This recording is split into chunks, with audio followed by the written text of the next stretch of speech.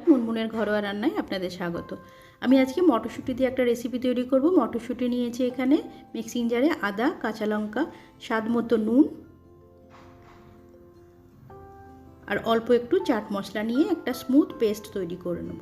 আপনাদের অমূল্য সময়ের মধ্যে থেকে সময় বার করে আমার রেসিপিটাকে দেখার জন্য আপনাদের অসংখ্য ধন্যবাদ।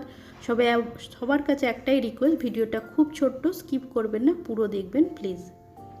এটা মিক্সিতে ঘুরিয়ে নিয়ে একটা স্মুথ পেস্ট তৈরি করে নেব।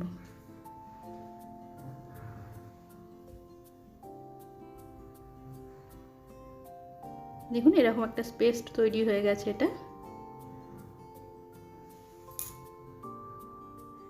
গ্যাসের মধ্যে কড়াই বসিয়ে কড়াইটা গরম হলে এর মধ্যে সর্ষের তেল দিয়ে দিলাম। আপনারা চাইলে সাদা তেলও দিতে পারেন। তেলটা গরম হলে এর মধ্যে হিং দিয়ে দেব। হিংটা দিয়ে একটু নেড়ে চেড়ে মটরশুঁটির যে পেস্টটা তৈরি করলাম এটা ওর মধ্যে অ্যাড করে একটু নেড়ে চেড়ে শুকনো একটা পুর তৈরি করে নেব। এটা ভালো করে নেড়ে চেড়ে শুকনো করে একটা পুর তৈরি করব, পুরো ময়েশ্চারটা যাতে টেনে যায়। এর জন্য একটু ফ্লেমটা স্লো রেখে ঘুরিয়ে ফিরিয়ে শুকনো শুকনো করে একটা পুর তৈরি করে নেব। দেখুন এরকম স্টেজ পর্যন্ত করব। এটা ঠান্ডা হলে আরও শুকিয়ে যাবে।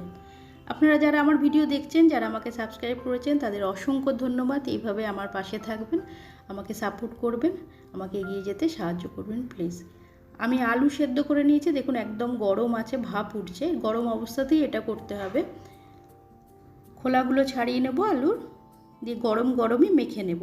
মটরশুঁটির এটা শুকনো করে পুর তৈরি করে রেখেছি। গরম করে আলুগুলো একটু চটকে নেব গরম অবস্থাতেই।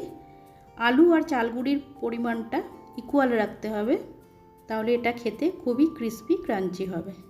পরিমাণটা বেশি কম করতে পারেন, লেকিন দুটোর যে রেশিও সেটা ইকুয়াল রাখতে হবে। এটা মাখতে গেলে যদি জলের দরকার পড়ে, গরম জলই অ্যাড করব, ঠান্ডা জল অ্যাড করব না। এটা গরম জল দিয়ে একটা সফট স্মুথ ডো তৈরি করে নেব।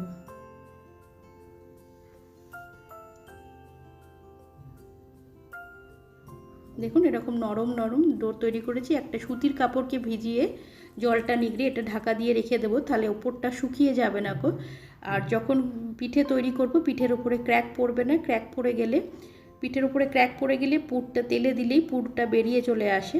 এটা ভিজে কাপড়ে ঢাকা দিয়ে থাকলে এর ময়েশ্চারটা মেনটেন থাকবে। ডো থেকে এরকম লেচি কেটে নিলাম। দু হাতে বুড়ো আঙুল দিয়ে ঘুরিয়ে ঘুরিয়ে বাটির শেপে তৈরি করে এর মধ্যে মটরশুঁটির পুর ভরে দেব।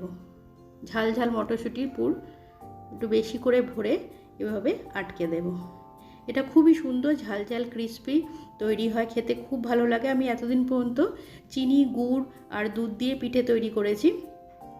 এভাবে তৈরি করে নেবো। আজ আমি ঝাল ঝাল পিঠে তৈরি করছি। যাদের চিনি খেতে অসুবিধা আছে, মিষ্টির অসুবিধা আছে, তারা অনায়াসে এরকম বানিয়ে খেতে পারেন। খুবই ক্রিস্পি ক্রাঞ্চি হয়, এটা বাচ্চারাও খুব পছন্দ করে খেতে।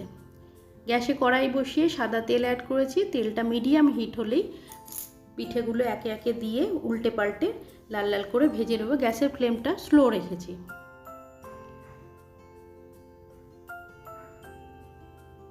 অনেকেরই মিষ্টি খাওয়ার অসুবিধা থাকে, মিষ্টি খেতে অনেকে পছন্দ করে না, তাদের জন্য একদম পারফেক্ট। সুন্দর ক্রিস্পি ক্রাঞ্চি খেতে হয়, ঝাল ঝাল হয়, সবাই বাচ্চারাও খেতে পছন্দ করে। এভাবে বানান, খুব ভালো লাগবে খেতে। দেখুন এটা আমি লাল লাল করে ভেজে নিয়েছি। সুন্দর লাল করে এটা ভাজা হয়ে গেছে। ওপরটা দেখুন একদম কুরকুরে লাগবে। আলু আর চালগুড়ি প্রপোর্শনটা যদি ইকুয়াল থাকে, এটা খুবই ক্রিস্পি ক্রাঞ্চি তৈরি হয়ে যায়।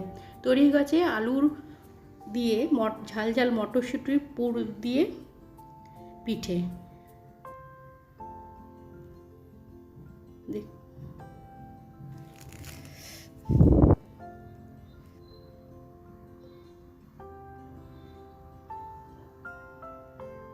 দেখুন ভেতরে ঝাল ঝাল মটরশুঁটির পুর কতটা সফট তৈরি হয়েছে, ওপর থেকে একদম ক্রিস্পি।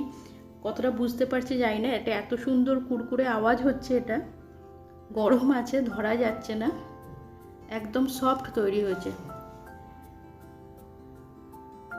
একদম নরম আমার চ্যানেলটাকে সাবস্ক্রাইব করে পাশে থাকা বেল আইকনটা প্রেস করে নিচে অল অপশানটা ক্লিক করে দিলে আমি যখনই কোনো রেসিপি আপলোড করব আপনার কাছে নোটিফিকেশান পৌঁছে যাবে, আপনি সেটা এনজয় করতে পারবেন। এটা টমেটো সস দিয়ে লাগিয়ে মাখিয়ে খেতে খুব ভালো লাগে। আমার রেসিপিটাকে লাইক আর বন্ধুবান্ধবের মধ্যে শেয়ার করার অনুরোধ রইল। কমেন্টের মাধ্যমে জানাবেন আমার আজকের এই রেসিপিটা আপনাদের কেমন লাগলো। আমি যেভাবে বানালাম আপনারা ওভাবে বানান, পরিবারের লোকের সঙ্গে এনজয় করুন। টমেটো সস লাগিয়ে এটা খেতে খুব ভালো লাগে। দেখুন খুব সুন্দর মুচমুচে কুরকুরে সফট একদম ঝাল ঝাল আলুর পিঠে মটরশুঁটির পুর দিয়ে। আজ এই পর্যন্ত, আবার দেখা হবে অন্য একটা রেসিপির সঙ্গে। ততক্ষণের জন্য সুস্থ থাকবেন, ভালো থাকবেন, নমস্কার।